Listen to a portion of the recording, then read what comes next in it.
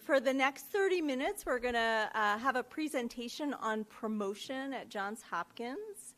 And then we're going to invite you to leave this room, make a left, walk all the way to the elevators, and make another left. We'll help you. We'll walk you there. In rooms G01 and G03, we're going to have lunch. So you got to come into the rooms to get lunch. And then we're going to have a panel with faculty about promotion. So it's going to be a really nice opportunity to kind of change of scenery, relax, have lunch, and hear from faculty who are not that far ahead of you about their experiences. Okay, with that, I'm going to invite up our Senior Associate Dean for Faculty Appointments and Promotions, Dr. Nauder Faraday, who's going to talk to you about promotions. Thanks, Rachel. Hi, everybody. My name is Nauder Faraday. I'm one of those deans. But as you can see, I actually came from the clinic. I didn't just dress this way. I'm actually attending in the ICU, and I have someone covering for me, and I don't believe I'll be called away, but I hope I get a chance to meet you in the clinical environment as well. First thing I'm going to say is, welcome all. It's great to see you here. You are here because you are the best of the best.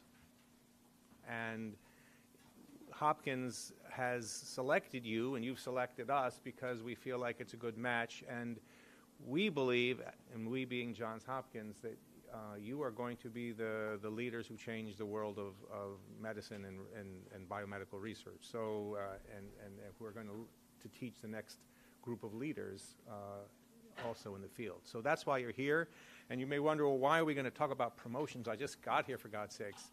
And that's fair.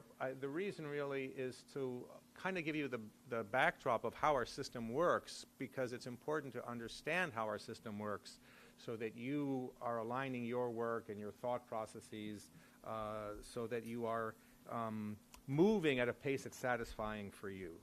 So with that, we'll proceed. For those of you who, can I just have a show of hands? How many of you have already been here, like you trained here? And then how many of you are kind of from outside?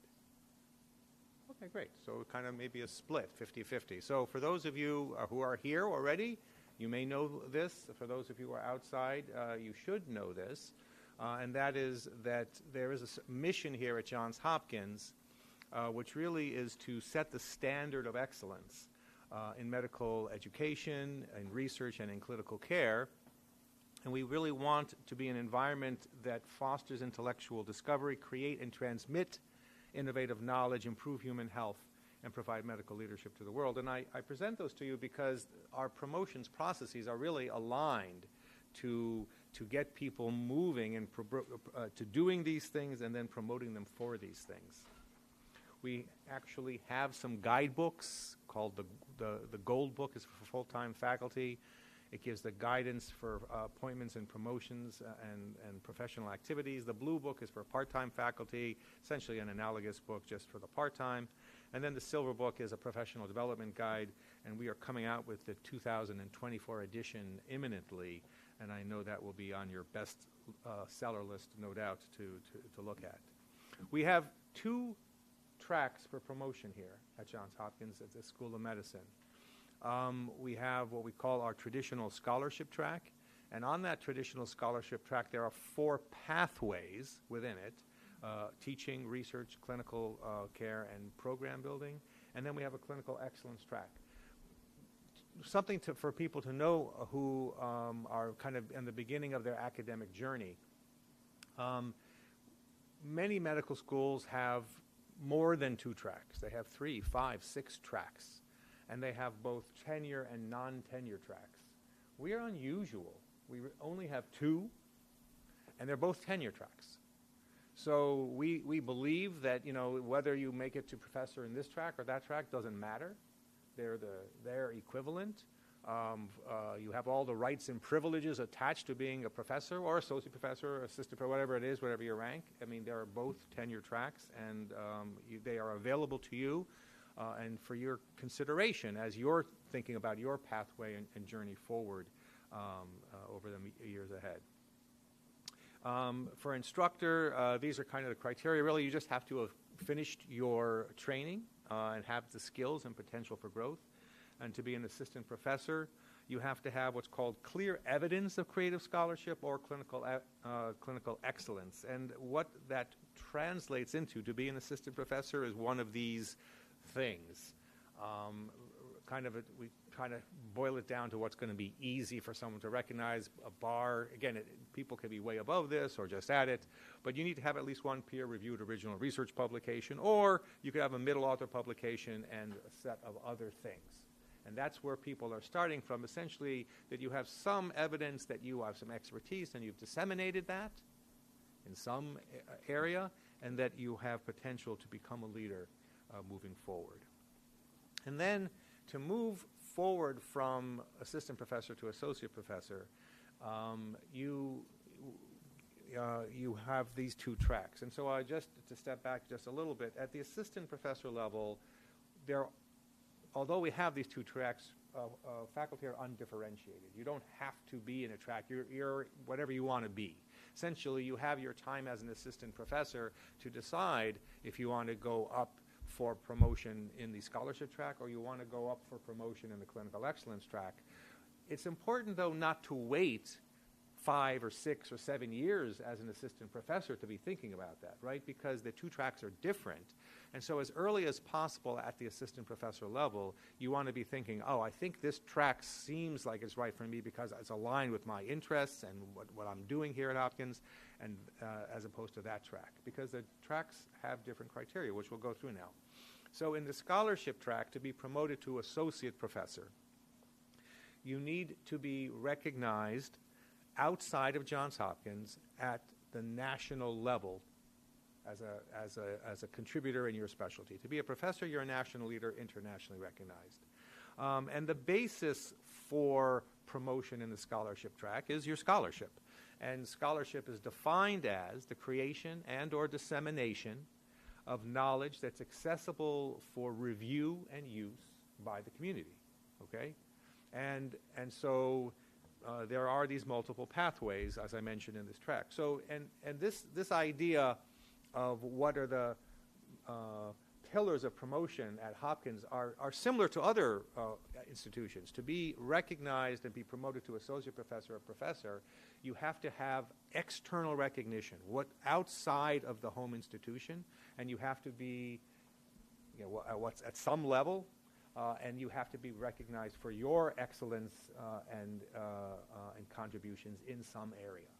Okay, so in the scholarship track, it's national and international recognition for associate professor and professor, and you're recognized for your scholarship.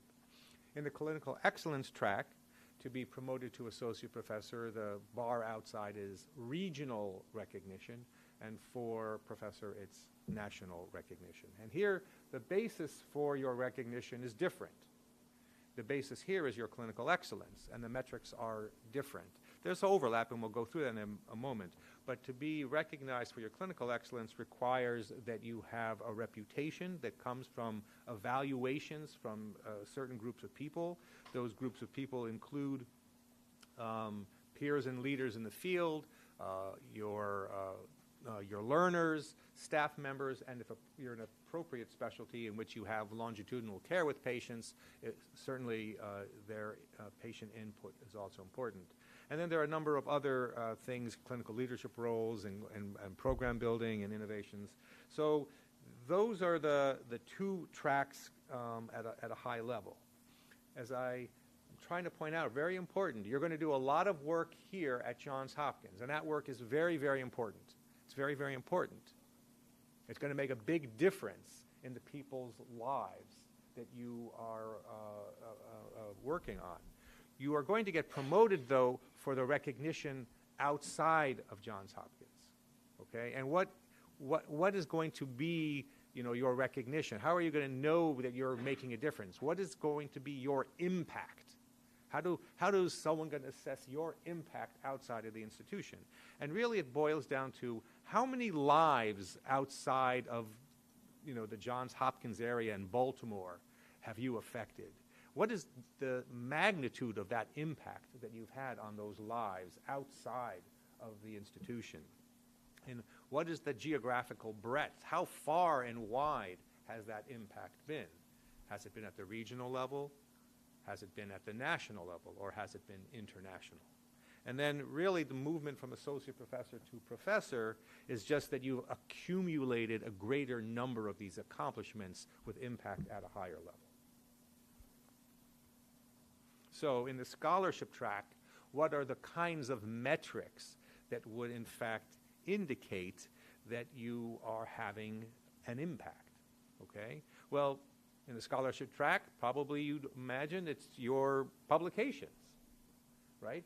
That's kind of the currency of the realm, and probably the most important, but not the only type of publication, but probably one of the most important types is your peer-reviewed original research publications, if you're in the scholarship track. And also keep in mind that what you're known for is usually the first and last author positions on that.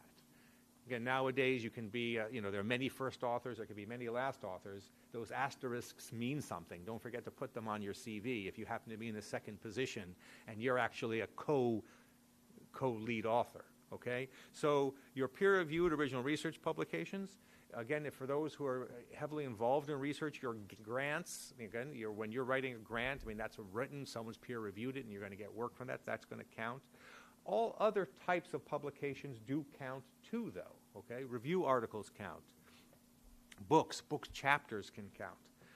Published guidelines, again, for those who are very clinically active, if you're involved in writing clinical guidelines, and those guidelines about telling people this is how you should be taking care of the septic patient, I got a bunch of them in the ICU now, then that matters, right? If you're asked and to be part of those guideline committees and you're on those, a named author, other types of publications count too. And those who are entrepreneurial, if you're creating patents, the patent itself doesn't have too much impact. But if that patent then is licensed and then maybe some company is formed by it and now some product is being made and it has $1 billion of revenues, you're probably impacting a lot of lives. So these are the kinds of things that you can use in this track that account for scholarship. A couple of things that you should know, there aren't non-traditional ways to send out scholarship these days. So nowadays, people don't have these hard textbooks. I remember Harrison's textbook or Robbins' pathology, right? They may still exist, but their use is different from, when I was in medical school. Probably when many of you were in medical school, you don't have those same tools. So a lot of these things are online. People are doing videos, podcasts, and they're very important. If those things are actually available for use and review by the community, they can count. And you'll have to be able to demonstrate that they, in fact, are viewed and used by the community. And then there are ways of disseminating other educational types of materials, again, that have been demonstrated, they've been disseminated to the community, they're available for use, and they're available for review and feedback. Now, in the clinical excellence track, as I mentioned, the criteria are a bit different, and the metrics are a little bit different. So here, to be promoted in this track, you have to have what's called sustained clinical excellence at an effort of 60% or more. That 60% effort is not a hard and fast number, and it's a little bit fuzzy, but the idea is you should be devoting either directly or indirectly to clinical work 60% of your effort. So obviously direct patient care in whatever setting counts, telehealth as well as in person. If you're in a clinic, outpatient or inpatient, doesn't matter. And if you have administrative roles that are clinical or educational roles, if you're a residency director teaching others how to do clinical care, that counts, all right? Then there's this clinical performance and contributions. I already mentioned about this 360 evaluation to these groups of individuals that will need to evaluate you. And then if you're having leadership roles in clinical areas, and it could be in the delivery of clinical care, it could be clinical programs, it could be educational programs related to clinical care, and those leadership roles are having an impact and recognized outside of the institution. For example, if you're a local residency director here, that's great. That's a really important work. But if you're a residency director here and then you sit on the National Committee of Residency Directors and now you're forming the guidelines or the what a residency program should look like, that is different, right? That is different. That's now a different level of impact. So you need to be, in addition to these clinical types of things, leadership and roles and reputation, you do need to be engaged in the educational mission. You do need to be engaged in the discovery mission. You do need to be disseminating your expertise in some format. Again, written works, of course, count, but all kinds of ways that you can disseminate your expertise. And you do need to be engaged with educational or with institutional initiatives in some shape, way, or form. So you have to be contributing here locally as well. One thing that I didn't mention is important in both tracks is you need to act in a professional way, in a collegial way, to adhere to all the rules and regulations of the institution, both the medical school and the university. And so it's important to be a good citizen, to be a good colleague. And again, we all think that you are those things. That's why you're here. So just wanted to make that note. Now, how do you show this recognition? I've been talking about it kind of obliquely. Does someone know that you're recognized outside the institution, whether it be regional, national, or international? And so, again, some of these are overlapping, but you're disseminating certain things and they are available for others. So grants and contracts, awards that you've gotten. You've gotten an award at the regional level. If you've gotten some professional award at a national level, other things are very important. Your invited speaking engagements are really important. And they're important in both tracks. So once you develop an area of expertise, however you develop that, usually requires some type of dissemination of publication of something. Somebody sees that and says, hey, Dr. X, I saw your work or I saw your presentation, and would you come and speak to us at our institution about that? Or maybe they'll get invited to a national meeting to give your talk. So these are very important ways to show that you are recognized by your colleagues for your expertise. Visiting professorships is a special kind of those types of invitations. If you're a conference organizer, even another level, now at an even bigger level, you're organizing these types of meetings because of your expertise. If you're on editorial boards, the people get on editorial boards who have already shown that they have been able to look at other people's work and review it critically and well, and you do it well enough, then they invite you to sit on the editorial board. Perhaps you become the editor-in-chief of the journal someday, right? That's at the highest level of recognition. Advisory committees, review groups. Again, you write a grant, you get a grant, then they invite you to sit on that review group to review other people's grants, another level of recognition. And another area, again, that's open to, I think, to all of us in this field is our professional society roles.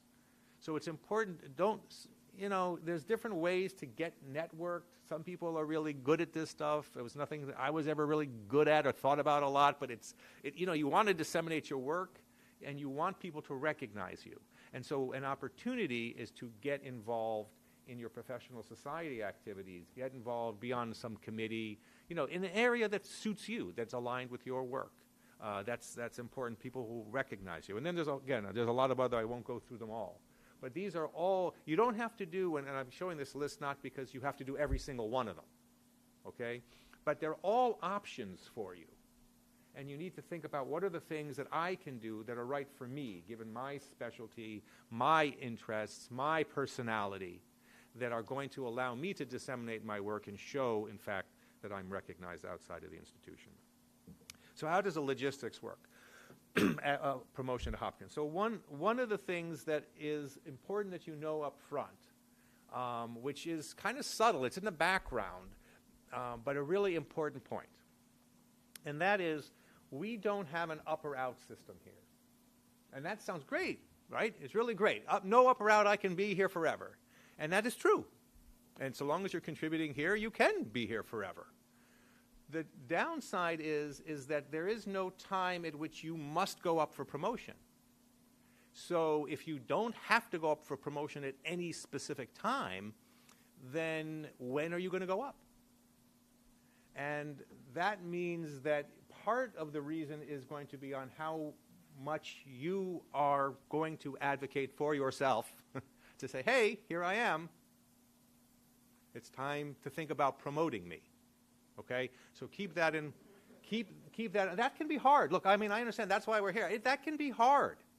And it can be hard for certain types of people, certain classes of people, and we understand that, okay? And we here, part of the reason why we're doing this is we're not only telling you this, but we're also a resource to help you, guide you. But we're at the School of Medicine level, you're going to have to find a way also to negotiate that inside of your individual departments too, because that's where everything begins. So you also need to know, how do you know if you're ready for promotion? Well, part of the thing is that promotions begins at your department level. It doesn't begin at the School of Medicine.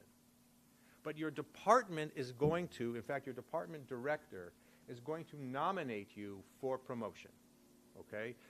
The School of Medicine doesn't do it. They won't hear about you until your department director nominates you. And for a lot of you in big departments, I'm in a big department, anesthesiology. Some of you may begin, if you're in medicine, even a bigger department, pediatrics, right? These are big departments. You have to, you have a division director. There's whole layers. So you have to understand what is your system inside of your department so that you know that you're going to be advancing in the proper time frame. So how do you know that?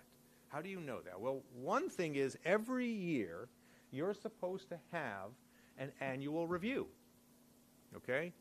And, that annual review, you got to think about it, that annual review is for you. It's your time to shine.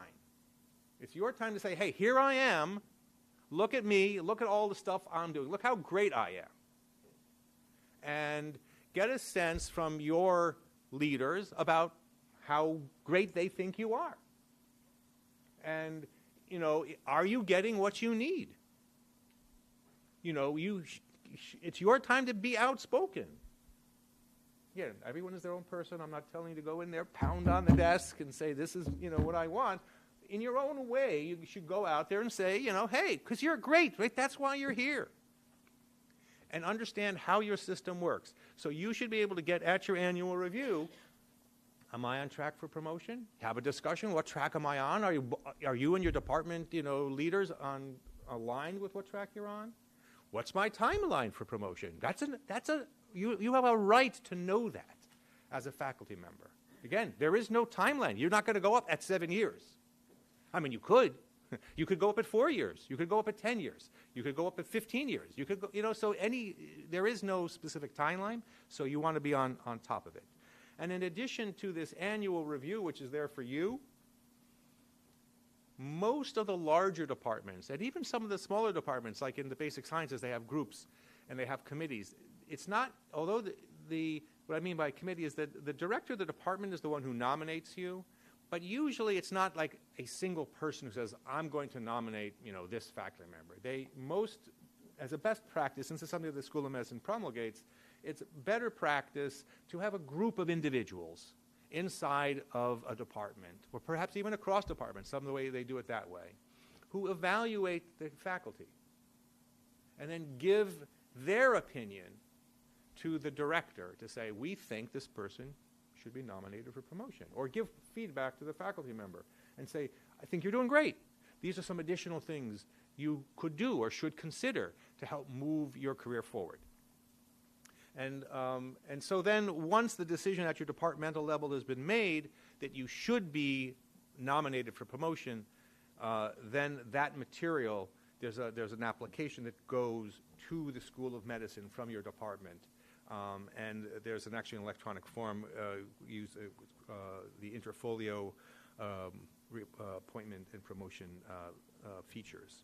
Now, if for some reason you disagree with your department's decision about whether you should be promoted, you can reach out to the Office of Faculty. I, in particular, in my role, also the Vice Dean, about your situation, and we can review that, and we can also take it to another group to look at that. This is in the kind of, we don't expect this thing, that doesn't happen very often. And by the way, I want to stress this important point. You don't have to be dissatisfied with your situation in your department and then reach out to the Office of Faculty. We're here as a resource at any time. You could reach out tomorrow on your second day, or your year 2 or whatever, and you want more input. We're here to help. That's what we do in the Office of Faculty. It just doesn't have to be some negative decision that you had internally. But if you have that negative decision internally, you certainly can reach out. Okay, so how does that logistically work? You have a case. The director said you should be nominated. There's a case that's been opened up in this electronic format, and there's a number of materials that have to be collated. There's a director's letter. You have to have your Hopkins CV. And this is easy. If you already have a CV, I don't know how big it is, but you want to start keeping it in Hopkins format now. And as you're accumulating things, start putting them in as they happen in real time. Oh, I gave that lecture. If you don't do it now, who's going to remember when and where it was like 3 years from now? You won't remember. So get that it's available online, the Hopkins formatted CV. Make sure you have it and start using that and keep your CV in line. Again, there's some other material, the referee list, supplemental materials. All of that goes to the School of Medicine. We have 3 promotions committee. One, the professorial committee, we have the associate professor promotions committee, and we have a clinical excellence promotion committee, which reviews both associate professors and professors in the clinical excellence track. Some of this is not probably too important about how many letters, how long does it take? It takes, unfortunately, I think too long. We all think it takes too long for this process to go. We're working to make it shorter. But once you submit your material for associate professor, you can expect 6 to 12 months before a decision is made, and for professor it could be 1 to 2 years. We're working to get that shorter, but that's what we want you to just keep in mind. If you haven't heard for a while, again, you can track your application, but don't worry. It takes time. And most of the time, by the way, is not for people sitting around doing nothing. As you can imagine, the thing that is taking the amount of time is these letters that we ask other people to give. Getting your recommendation letter back to the School of Medicine is not the number one thing on their priority list. And, question? So that's a great question. So the answer to that is yes, but it's only really once. So because it takes so long, the thing that you're going to be able to do is update your CV. By the time it goes to the committee, you may have accumulated more things, whether it's 6 months later or 18 months later. So you'll get that opportunity. But remember, the CV that's going to go to the letter writers is the one you submit originally. And so that's important to consider. You may know about all these things that you're doing, but the referee is not going to know about it. So just as a caveat, but yeah, you can update it. And then once the promotions committee meets, and these committees, by the way, are faculty, just all of us. They have to either be at the associate professor at minimally for the to evaluate associate professors, and they have to be at least a professor to evaluate professors. And it's a group of people who are cross-section. They come from all departments. They have come from all kinds of areas: research, clinical, education. They do all kinds of things, and they also have different. Demographically they look like us. So it is a diverse group of individuals, and most of these people, again, like this way this process works, they're not experts in your area. And that's okay. They understand how the system works, but remember that as you're accumulating your things, the person you're trying to convince isn't necessarily an expert in your field, and it should be clear based upon the work that you're doing that anyone could say, "Oh, gosh, I saw that you wrote this thing, or you gave these lectures, or you're on the president of the society, or whatever it is." I mean, those things kind of speak for themselves. Now, kind of the summary slide I want you to take home. Away with some of this. Again, some of the detail, maybe it's not important, but the big picture is important.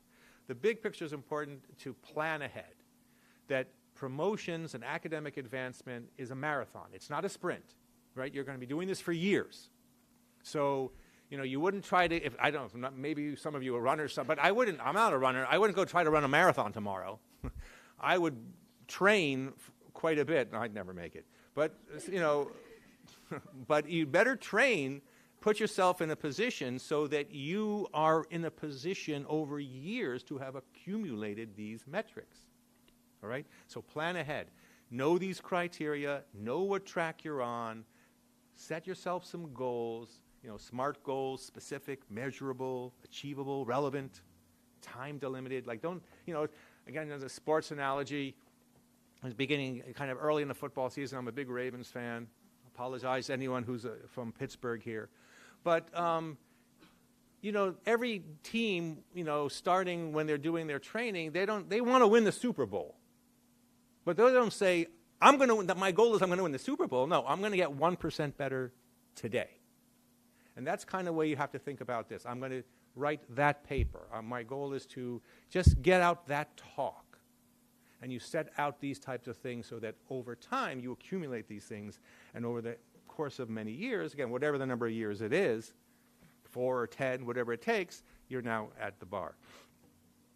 Make the most of your annual review. Again, that's your time to shine. It's your time.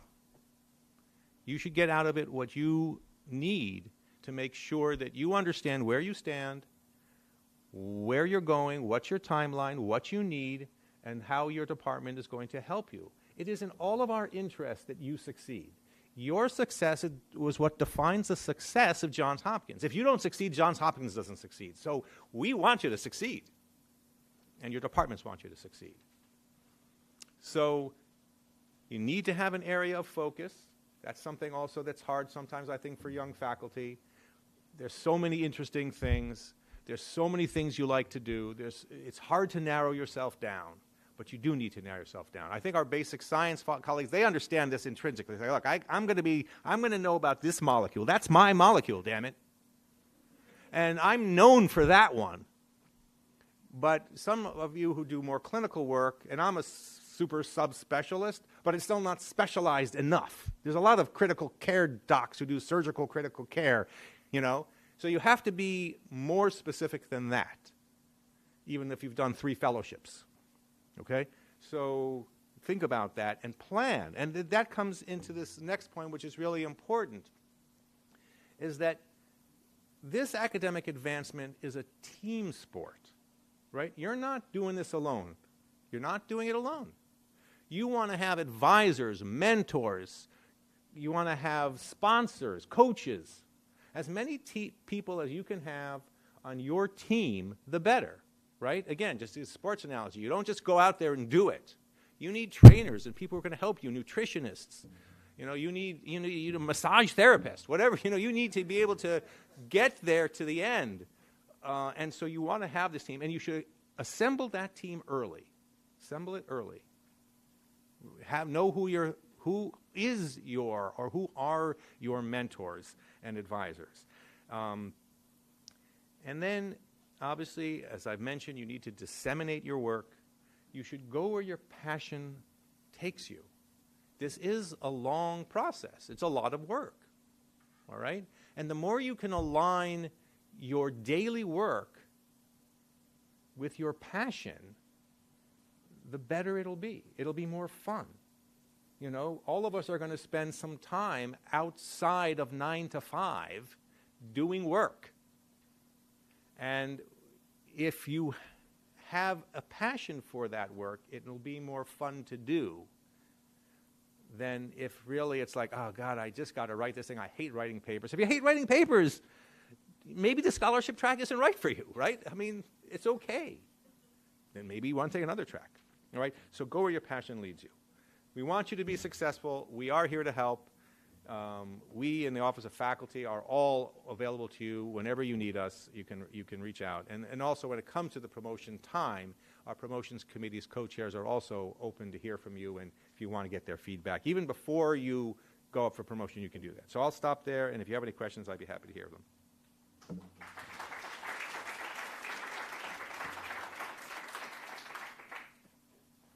Great, wonderful. Thank you so much, Nauder. Something to think about. I want to emphasize begin thinking about this, and starting early is really important. It comes pretty quickly.